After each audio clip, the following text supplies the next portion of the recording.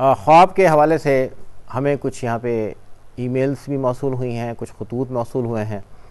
جس میں خوابوں کے بارے میں کچھ سوالات بھی کیے گئے ہیں اور کچھ اپنے خواب تعبیر کی غرض سے بھی بھیجے گئے ہیں۔ سب سے پہلے یہ راشد صاحب نے کراچی سے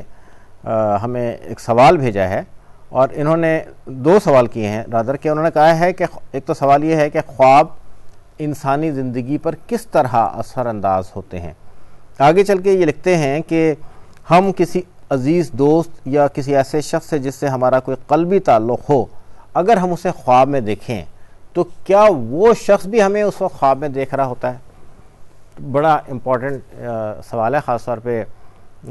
دوسرا حصہ اس کا بہت زیادہ دلچسپی ہے میرے نقطہ نظر سے۔ تو کئی مرتبہ ناظرین ایسا ہوتا ہے کہ ہم کسی کے بارے میں ہمیں خیال آتا ہے، کوئی ہمارا دوست، رشتہ دار، کوئی اور جاننے والا جس کے بارے میں ہمیں خیال آتا ہے، ہمیں اس سے ملاقات ہوئے برسوں گزر چکے ہوتے ہیں، لیکن اچانک ہمیں اس کے بارے میں خیال آنا شروع ہو جاتا ہے اور پھر غیر متوقع طور پہ اس کا ٹیلی فون آ جاتا ہے یا اس سے کہیں ملاقات ہو جاتی ہے، اور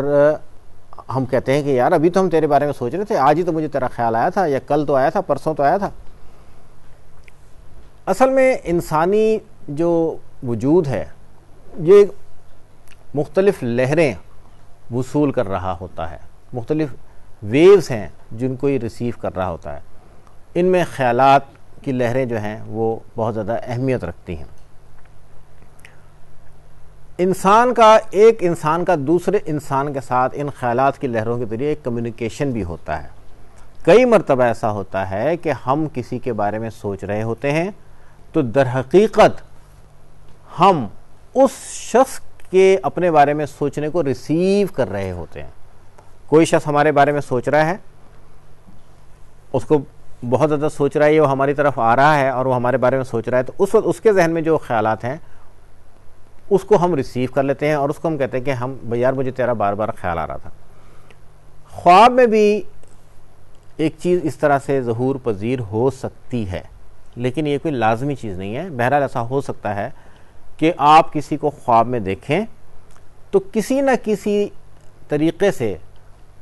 ایسا ہو سکتا ہے کہ اس شخص کو بھی آپ کا خیال آ رہا ہو یا اس کو آپ کی یاد آ رہی ہو۔ آپ کا خواب دیکھنا اس کی یاد کو ریسیو کرنا ہو سکتا ہے، یا اس کو خواب دیکھنا ایک سگنل بن کے اس شخص کو جا کے ریسیو ہو سکتا ہے۔ یہ چیز جو ہے یہ ناممکنات میں سے نہیں ہے، اور اس کو ہم چھٹی حس کے نام سے بھی